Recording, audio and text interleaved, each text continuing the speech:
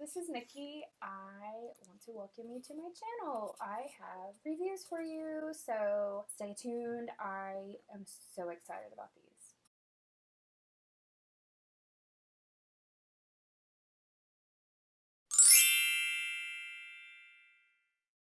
The first book I've read so far for February is Part-Time Lover by Lauren Blakely. This is a book set in Paris. Actually, it's set in multiple locales. It's first set in Denmark, Copenhagen. This is kind of where Christian and Elise, they first kind of meet, but they don't actually meet yet. So I guess I'll go ahead and say this because it's literally in the first chapter. I don't think it's too big of a spoiler, but she is in Copenhagen, kind of on this getaway vacation to forget things that happened in her life, and she's on this tourist boat floating down the river, and there's a guide that's saying, okay, this is over here and this over here, and then, oh, by the way, just ignore the naked guy doing yoga, doing a handstand completely naked on the shore over there. And she's like, dang, that's impressive. And she's snapping photos of him, and he's like, and she's like, bravo, bravo. And so he's like, hey, you're pretty bold. Meet me at Jane tonight at 7. And she's like, perhaps we'll meet at Jane at 7. She decides, okay, am I gonna go? Am I gonna go? It would be crazy to go. I'm not gonna go. And then she ends up going, but she ends up going to the wrong place. And she's waiting all night for him to show up. He never does. He's waiting all night for her to show up. She never does. And then, that's supposed to be the end of it, right? It's 1 year later, and they're in Paris. This tied into Wanderlust because it brings in Griffin and Joy from that book. They all meet up one night, and she's like, I think I know this guy. They figure out that they were the ones that were supposed to meet a year ago, and they never did, and they figure out that they went to the wrong place. Then they decide, okay, well, let's try this again. But she's not gonna make it easy. She's like, okay, well, take me out next Friday and we'll see how it goes. He's like, oh, you're gonna make me work for this, huh? And she's like, yep, I sure am. And so then it, of course, goes from there, but it was so good. I, hands down, 5 stars for this one because it was just so romantic and just, I still have the feels, and it was over a week ago that I finished this book now. Yes, this was so good. So I want to say that Christian Ellison is my new favorite Lauren Blakely hero because he was just that swoony. Oh, yes. Definitely my new favorite. 5 stars on that one. My next book was Deal with the Devil. I had mixed feelings about this book. I gave it 4 stars overall because it was good. I really enjoyed it. It kept me hooked. It kept me interested. It was high stakes from the beginning to the cliffhanger end. But there were some things that were happening, or more specifically maybe not happening, that I think any sane billionaire, and clearly this guy is set up to be the shit. He's very intelligent. No one is gonna get anything over on him. He reads people really well and all this, and I don't want to spoil anything. Just know that at one point I was like, there's just no freaking way any billionaire in his right mind would not do something in a certain situation. And there were a few different situations like that where I'm like, no way, why would they not do this, or why would they do this? And later on, everything I said that about was addressed in some way. Not revealed as to what the hell these people are thinking. I mean, it didn't really clear that up yet. There's still some mystery about what's really going on, but it did address, I'm still working on this little thread. The author knows what she's doing, and she's getting there. She's not gonna show all her cards at once, so to speak. And that's a pun because this is it starts out where they're playing this really high stakes poker game. It's $1 million buy-in for everyone at the table. And another thing I had a hard time wrapping my brain around was the sister. So India Baptista is the heroine in this story, and she's like a spitfire. She's super strong female lead, super determined. Like, she's got a mission and she's gonna fail over her dead body. I just could not get my brain wrapped around why I should care about the sister. And I felt like I should care.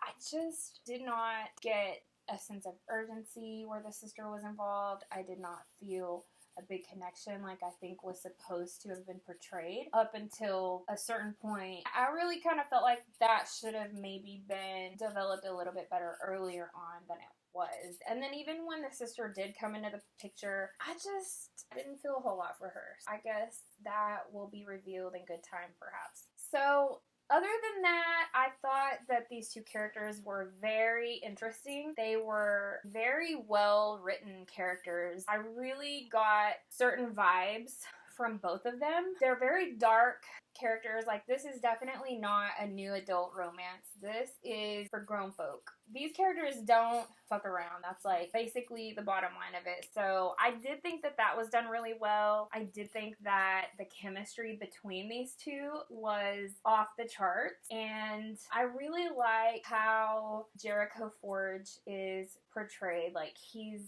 very in control of everything. He's just very captivating. I thought that that was really a well-played character. So I gave 4 stars to Deal with the Devil. I couldn't give it 5 stars just because it had some issues that I would have liked to have seen done a little better. But overall, I still want to read the second book. So there's that. That's it for Deal with the Devil. The third book that I have already read is A Curse So Dark and Lonely by Brigitte Kammerer, and I freaking love this book. If I could give it more than 5 stars, I would. A Curse So Dark and Lonely is, of course, the Beauty and the Beast retelling, kind of set in both present, modern, contemporary world with Harper. She is a character who was born with cerebral palsy. She kind of has some issues with one of her legs that kind of drags, and especially when she gets tired or whatever. And the very beginning of the book, she's hiding behind a car, just waiting for her brother to come out of some kind of a situation where he's like shaken down somebody they're dealing with, like their mom is dying and they're being hustled by these criminals, and they're having to do things that they really don't want to have to do just to survive. And so she's like, if he doesn't come out in 13 minutes, it's bad news. Like, something bad happened. Is he safe? Is he gonna make it out? And she turns and sees like this man dragging out this passed out woman like he's kidnapping her. And she's like, oh my god, I've got to save this girl. I can't just let him take off with her. If he leaves, and who knows what's going to happen to her. She grabs a rusty old crowbar, and she goes after this dude, and she's like beating him, and he's like, what are you doing? Trying to fend her off, like to self-defense or whatever. But he ends up grabbing her, and all of a sudden she's somewhere else, and she's in this other realm, and it's not really like historical per se, but in this other realm it is as if it were a historical setting. So like, the castles with gas lamps and horses and carriages and things like that. And this place is called Emberfall, and she's basically being held captive there by the crown prince of Emberfall. And of course, the story of Beauty and the Beast, like, he's under this curse. The very beginning was very hooky. They're just finishing a season where they had kidnapped a different girl, and they didn't get her to fall in love with him within the time frame that they had. And so as of like midnight on the end of the season, everything resets, and they wake back up in the same place they always wake up season after season after season. And it's like, this is like the 300 and some odd number season that this has happened. And it's eventually revealed that this is the last season they're going to have. So they have to make it count this time. And so it just, all these things happen, and it's just so much fun to read this book. It is really nice to see this character that you know, in her world, she's seen as a cripple and she's seen as disabled, and people look at her like she's less than. And in this world, they're like, how did you get hurt? Like, what happened? And she's like, I'm not hurt. Meanwhile, she's like kicking ass, she's defending herself, she's got an attitude equivalent to any royal they've ever seen. And midway through the story, she's got everybody convinced, aside from the people who know her and, like, you know who she really is, that she is Princess of DC. She kind of brings about changes in the prince, in his guard, in their realm, in their country, and it's just very action-packed, and it's very emotional and endearing, and I laughed, and I literally cried, and I could not get through this book fast enough because it was just so good. I definitely gave this book 5 stars. I would say that this might be one of my favorite books that I've ever read of all time. I am admittedly a huge fan of Beauty and the Beast, so any kind of retelling, I'm all over it, but this one was a lot of fun to read. I highly recommend that book if you are at all considering reading A Curse So Dark and Lonely. I mean, it's not a little flimsy thing. It's definitely a good chunky monkey, but it was very, it was a quick read for me. I think I read it in 2 days, but that was me, like, having to sit and read it and do nothing else and have everyone just leave me alone for 2 days. So that was the 3rd book I read.